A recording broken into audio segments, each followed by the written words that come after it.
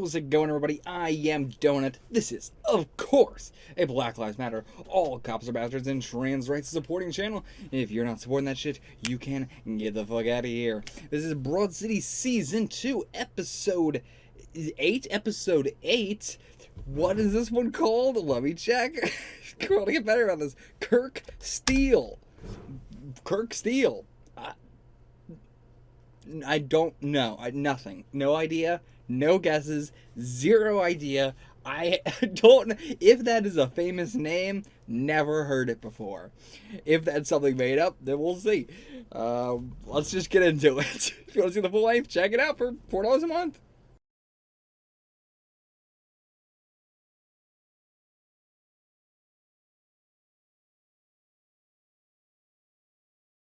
Oh boy.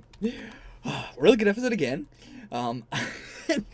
Again, getting to see more dynamics that we don't normally get to see with Abby and with Trey, and then now with Alana and this new character entirely, and getting callbacks to her job hunting stuff that she did in the first season, as well as just part-time work. And again, we had a cold open that tied into the episode itself, which, again, really appreciate.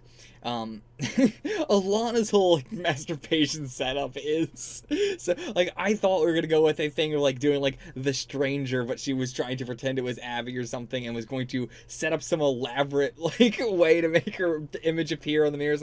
But no, she is just she wants to look at herself while she masturbates. I assume. I mean, to be fair, I get it.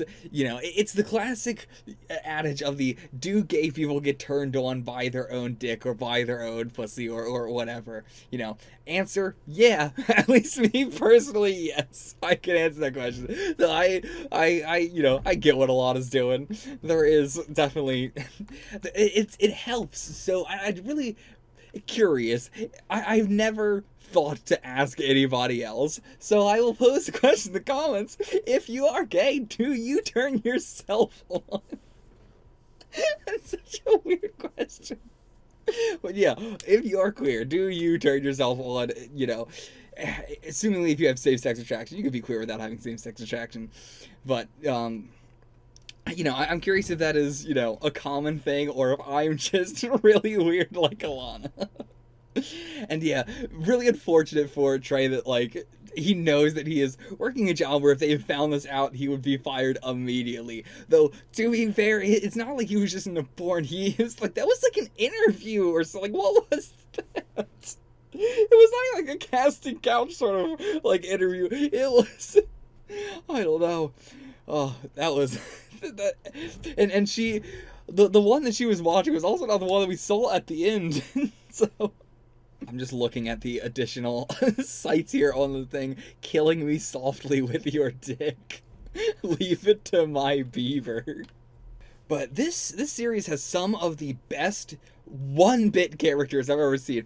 I hear the phrase 2-bit a lot, but 1-bit is more like it. The characters that will appear for a couple seconds to have a quick conversation, and that's it. And it almost always cuts to commercial in the middle of the conversation, before the conversation is over.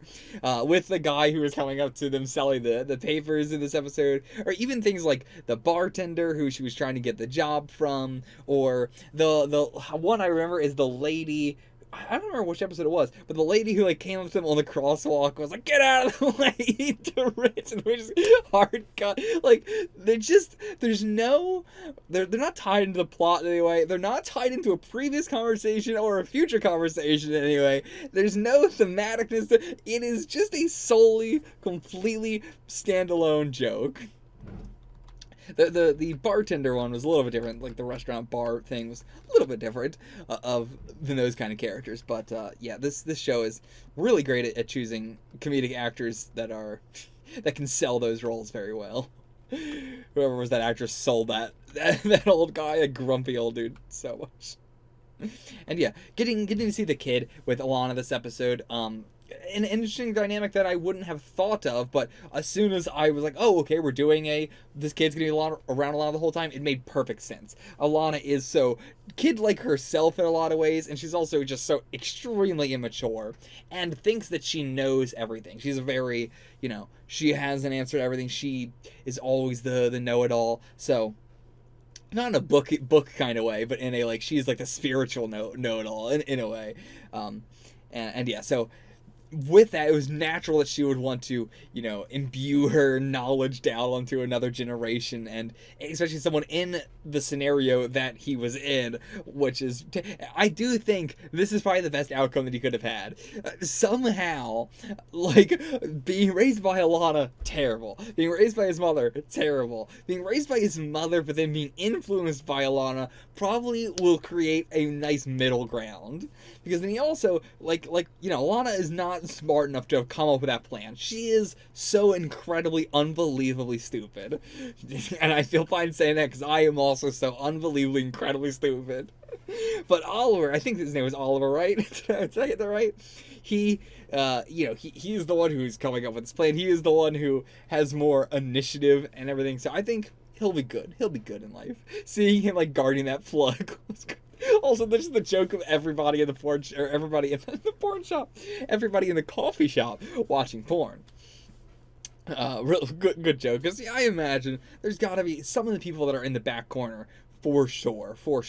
If not even also masturbating under the table. Like, there's definitely some people doing that. Not in every coffee shop, but probably in a Starbucks. There's definitely people getting off on the exhibitionism of that. But it was a really funny scene, just panning out and seeing it all on screens. And the one old lady, like, judging Abby for not.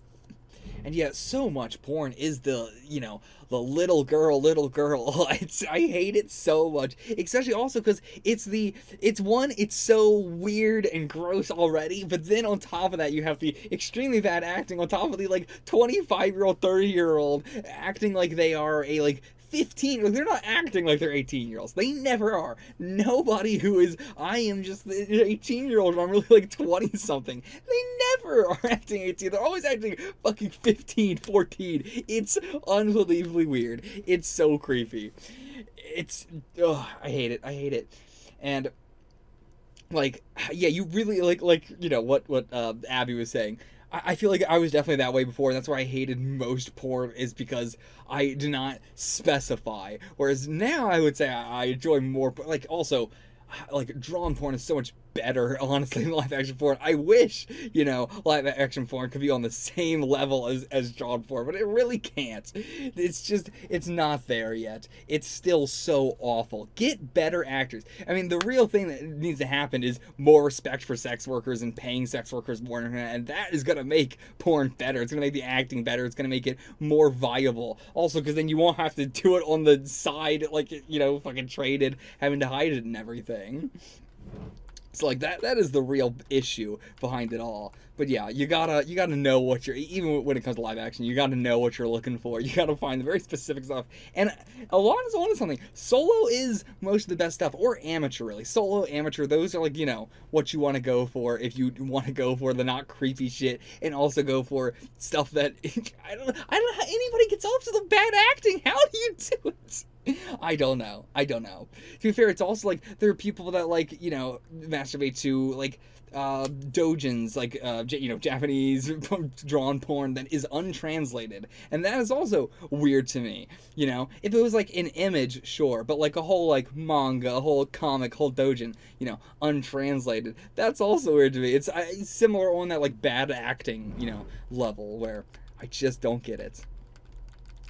And so we had some major development here with Abby. Abby has now gotten one of her wants that we were just talking about last episode. And again, Alana was getting closer to Lincoln last episode, so these characters are really starting to change a bit, which I was saying at the beginning of the season, there's not a whole lot to talk about, because we're not really changing that much episode by episode as they were in season 1. But now they are back to doing that. So, really appreciating that little aspect. It seems like towards the end of the seasons we'll be, developing them more, as opposed to just all throughout.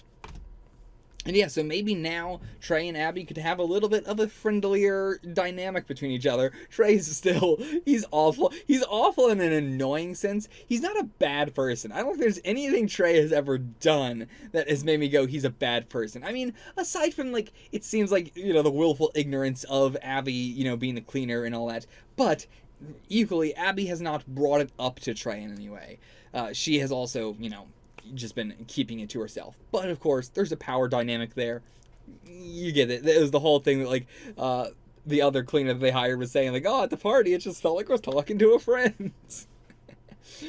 But yeah, so I understand that, but I don't think Trey is a bad person. I just think that he's awful in terms of he's so annoying. He is so I mean it's the bazinga, it's the constant like impersonations that he does. He's so aggressive in his niceness that it does not feel nice or it feels passive aggressive.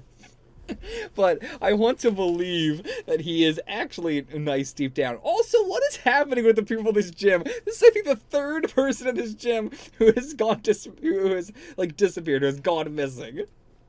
I think one of them actually was found murdered, or they were both found murdered. In season 1, we had that joke. I don't know if I'm remembering that correctly or not, but oh no, worry.